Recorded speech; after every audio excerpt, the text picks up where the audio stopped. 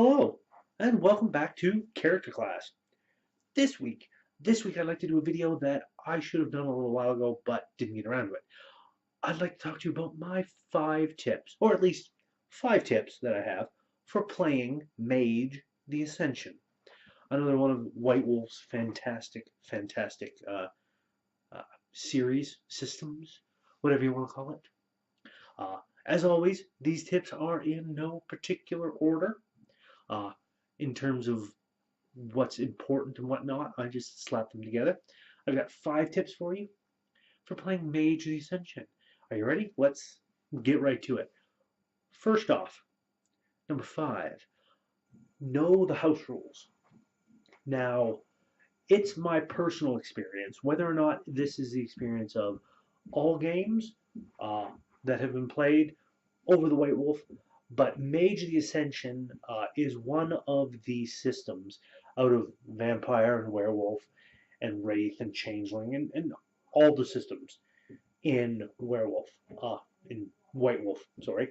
But Mage is the one that is the most, what's the word I'm looking for here? It is the biggest in terms of house rules. There's a lot of them. Uh, I've found in my personal experience, as I said, there are a lot of house rules for certain things because there's a lot of leeway, a lot of contradictory, a lot of the fact that mages, by their very nature, can alter reality. When you deal with something like that, who has that much power, potentially, you run into the problem of how do these interact with the other more straightforward systems of vampire and werewolf? How does magic interact with changeling magic, which is entirely different? How do you interact with spirits of wraith when wraith is one form of spirit, but there are other forms of spirit that are mage spirit, but also spirits that are werewolf spirits? There's a lot of gray areas and a lot of room for people to house rule things. Um, so you want to make sure you guys get the house rules down. Uh, I've seen mage campaigns where uh, you can spend your quintessence, the magical juice, I guess you get. You can spend that to give you extra dice to roll when casting magic. Some people house rule that in. Other games don't allow that. Some games allow certain magics to be done. Some games allow foci to be needed for everything. Some go, nope, you can use foci for this, but not for this. You don't need to for this if you're this powerful. There's just a ton of opportunities for house rules to come into play. And you want to get those down pat with your game master, your storyteller, uh, right off the bat. You want to know what's going on. As a player, as a storyteller, you definitely want to get those house rules down. Trust me. Um, number four. Number four is that as a player, you're going to want to be 3 steps ahead because mages are very good and very potent and powerful when they're prepared. If you can catch a mage flat-footed when they don't know, you just catch them off guard with overwhelming force, they will squish pretty easy. So as a player, simply to get the most out of your character, you're going to want your character to be planning and preparing ahead of time. You're going to want to be prepared. And any storytellers out there, um, you're not going to want to uh, dissuade that because a prepared character can end up doing some really interesting things and having some interesting side spins on stories and whatnot. So you're not going to want to punish that. I know some storytellers like to be like, no, we have to have an even playing field. So whenever anybody gets an advantage, we need to boost everybody else up, or we need to take that advantage away immediately. Don't do that. As a storyteller, I don't do that. If a player can think up something, absolutely.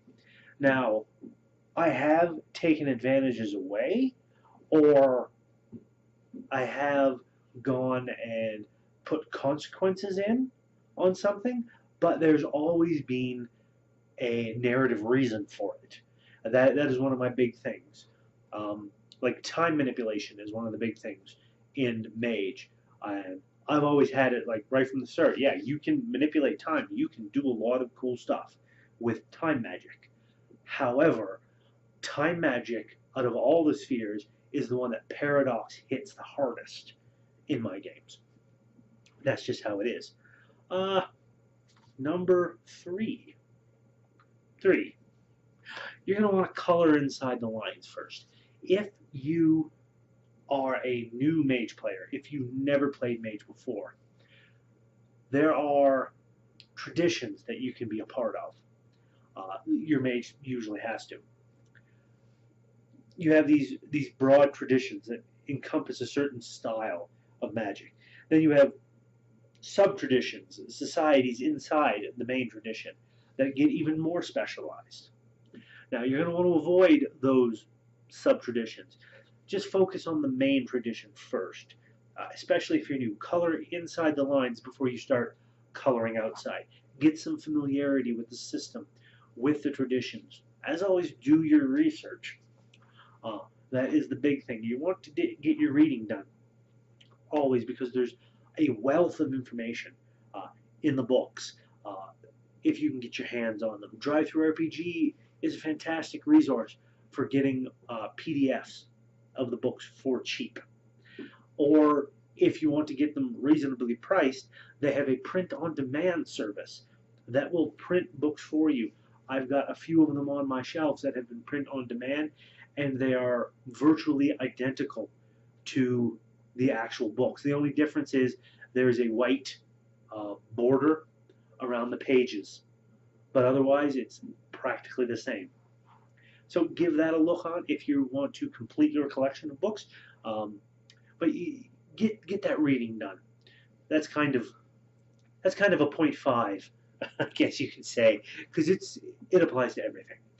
Number two, my second tip is when it comes to your mages, there's two things that you want to pay attention to.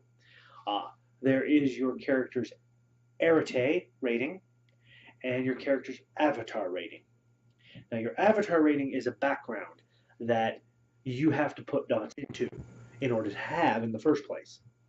All the avatar rating is that it tells you how many points of quintessence your character can spend per turn. It kind of works in almost like generation for vampires, because generation, the more dots you have in it, the more blood points you can spend a turn. Avatar lets you do quintessence, and that can be helpful because the more quintessence you can spend per turn, the more cool things you can do, but it's not 100% necessary. I'd always throw a couple of dots in to Avatar, at least 2 or 3 if you've got them. If you haven't and you can only spend 1 or 2, that's fine too. You don't technically have to spend any, but that just means that you can't spend any quintessence in a turn. You can still do magic. Nothing is stopping you from doing magic. It just is what you can do, because you can use quintessence to make it easier. You can use quintessence to fuel things, and so on and so forth. So it's really dependent on how you want to play. Definitely read up on that Avatar background. But that's what Avatar is. Arete, on the other hand, is your character's ability to do magic. You usually will start off, most starting characters for Mage tends to be in the 2 or 3 arete range. I've known some STs that will let people start with however high an arete they want, as long as they can get the freebie points and whatnot to spend on it. Me, I tend to be like, go for a 2 or a 3. All mages start with 1 arete, period, starting character. And then when you're spending your freebie points, that's going to be 4 freebie points per dot in Arete. So you're looking at 8 freebie points right off the bat if you want to do a starting mage with 3 Arete. And that's up to you. But your Arete, whenever you make a magic roll to try and do magic, you're rolling your Arete. Now you don't have to roll all of it, but that's your dice pool. So a mage of 3 Arete has 3 dice that they roll when casting magic, which is why being prepared comes into play, because a lot of magic tends to be created ahead of time, imbued into items, and used at a later date, so that they're always ready. Trying to cast magic on the fly, it's going to take several rounds to pull off, especially when you've got only 3 dice to roll. That's just the way it works. So you're going to want to check on that. Make sure you have things set up. Another thing to keep in note is with the spheres of magic, of which there are 9, you can't have a rating higher in any sphere than your Arete. So you couldn't have an Arete of 2 and have a mind magic up to 3. You're just not powerful enough to have that knowledge in your brain. Is basically how it works. Now, the number 1 tip that I have for playing Mage the Ascension is to learn about magic, the spheres. This is where the biggest issue in Mage comes from, is that you've got 9 spheres. You've got correspondence, which is basically space. You've got forces, entropy, life, matter, mind, prime, time, and spirit. Those are your 9 spheres. And each one of those spheres has a rating of 1 to 5. Each rating does something. Like whatever your rating happens to be. Usually level 1 spheres tend to be sensory. They let you sense correspondence, sense forces, sense entropy, that sort of thing. And then as they go up, it lets you manipulate them. It's a big section. There's a lot to digest in it. And you're going to want to carefully read that over, because you need to know going in before you start playing. Because your character will know whatever you happen to have dots in your spheres for. They'll know what this stuff does. You as the player needs to know as well. And like I said, there's a lot of information to digest, and you're going to want to read up on this. You're going to want to know what those spheres do, how you can use them to interact, what you need. It will help smooth things over a lot with your storyteller. If your storyteller isn't having to stop every time you want to cast a spell to explain why you can't do what you think you can do. So it's just a good idea to get that in there. So those are my 5 tips for playing Mage the Ascension, especially towards newer players. So as always, if you like what I'm doing, please give that like button a tap, give that subscribe button a tap as well, and ring that bell if you want to be kept apprised of when I do new videos. Usually try and get at least 1 video a week, if not more. And throw a comment in the comment section. Do you play Mage the Ascension? What do you think? What are your house rules? What are your tips and tricks that you like to do? Please throw those comments in the comment section. I would love to get a discussion going with some people. And until next time, my friends, you all keep playing games.